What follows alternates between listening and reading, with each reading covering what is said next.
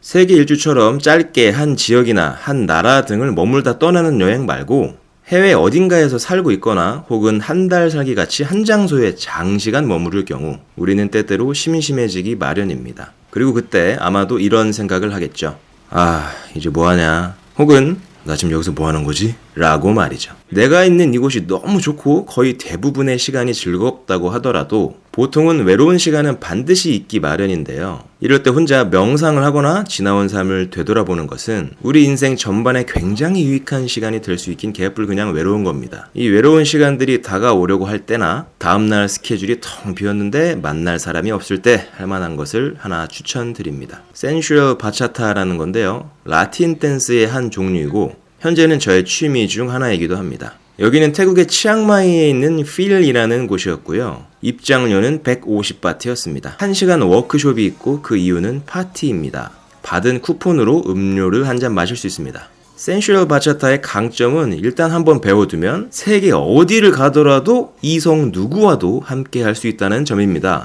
그러니까 이 센바를 세계 모든 사람들이 같은 걸 배우고 있다고 보시면 될 거예요. 물론 바차타의 종류도 몇 가지가 있지만 개인적으로는 요즘 핫한 센바가 매력적이었습니다. 물론 이성과 함께 할 수 있다는 게 또 한 몫을 차지하는 부분 같습니다. 우리가 국내 일반 클럽을 가면 이성과 같이 춤을 추더라도 보통은 살을 맞대고 추는 경우는 조심해야 하는 부분인데 이 센바의 경우는 기본적으로 손을 잡고 추는 커플 댄스이기 때문에 하루하루가 행복합니다. 여기서 배우면서 놀랐던 점은 한국에서 배울 때와 굉장히 교육 방식이 흡사하다는 점이었습니다. 먼저 앞에서 강사가 설명을 하고 그걸 몇 번씩 따라하고 연습을 한 후에 파트너 체인지를 하는 과정 등 거의 같다고 생각이 됩니다. 이건 출국하기 전에 검색해서 알고 있는 내용인데 실제로 한국의 라틴 댄스 교육 시스템이 굉장히 잘 되어 있다고 하더라고요. 일단 단계별로 그리고 체계적으로 알려주는 곳이 타국에 그렇게 많지 않대요. 하지만 한국에서 배울 때 개인적으로 한 가지 아쉬웠던 점이 있다면 남자가 항상 더 많았던 점입니다. 뭔 소리냐면 이게 커플 댄스잖아요? 근데 남자가 더 많다라는 건 내 파트너가 없을 확률이 좀 더 높다 이렇게 해석할 수 있겠죠. 아니 왜 한국은 맨날 뭘 해도 남자가 많은 거야? 아니면 내가 그런 것만 하는 거야? 아니 뭐가 문제야? 물론 존 잘러의 실력이 수준급이고 매너도 좋고 청결하고 거의 바차타의 BTS다 이러면 줄을 서서 저랑 추려고 하겠지만 내가 그게 아니잖아. 실제로 한국에서 출 때는 10번 추면 2번 정도는 여자가 먼저 추자고 와줬고 나머지는 내가 가서 추자고 해야 돼. 추자고 하는 건 문제가 안 돼요. 추자고 할 사람이 없는 게 문제지. 근데 구글링 하면서 접하게 된 정보로는 태국의 이 바차타 바에는 여초라는 거야. 여자가 그냥 득실득실하대.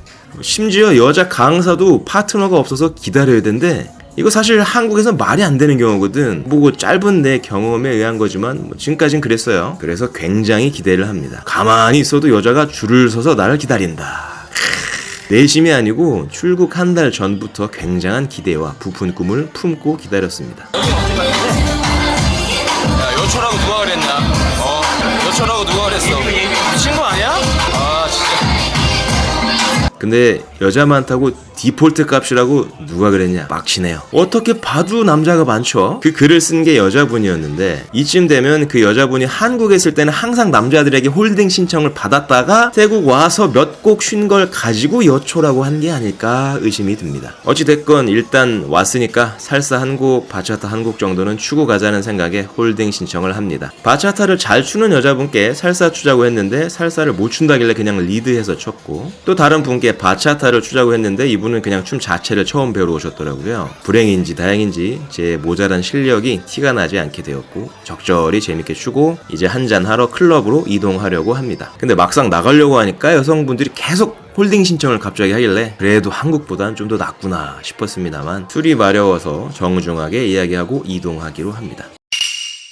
여기는 지난번에 한번 나왔던 사운드업이라는 치앙마이에서 핫한 클럽이에요. 간결하게 설명하자면 이날은 뭔 이벤트가 있던 날이었고 동네 이쁜 애들은 다 온 것 같을 정도로 물이 좋았습니다. 술값은 또 오지게 싸죠. 관련 영상은 우측 상단에 걸어두겠습니다. 하여튼 믹서를 다들 굉장하게들 드셨네요. 왼종일 여자한테 들이대다가 실패한 남자분이 갑자기 멋쩍은 표정으로 제게 인사를 합니다. 좀 전까지만 해도 굉장히 견제를 하던 눈치였는데 말입니다. 마감한 클럽 근처는 어수선합니다. 집에 가려면 이쪽 길을 따라 도로 쪽으로 가야 하는데요. 이 길로 나가다 보면 작은 노상 술집도 있습니다. 주로 꼬치류를 파는 집인데 사실 이 시간에는 뭘 먹어도 맛있죠. 주인장들 호응도 좋습니다. 하여튼 여기는 축구를 오지게 좋아하나 봐. 뭐 거의 가는 데마다 있는 것 같아요. 안주와 술을 시켜서 하루를 마무리합니다. 클럽 투어 목표치의 90%는 다 가봤네요. 이제 내일은 10%인 나머지 두 곳과 오전에는 카페 투어를 가볼 예정입니다. 시청해주셔서 감사합니다. 내일 만나요.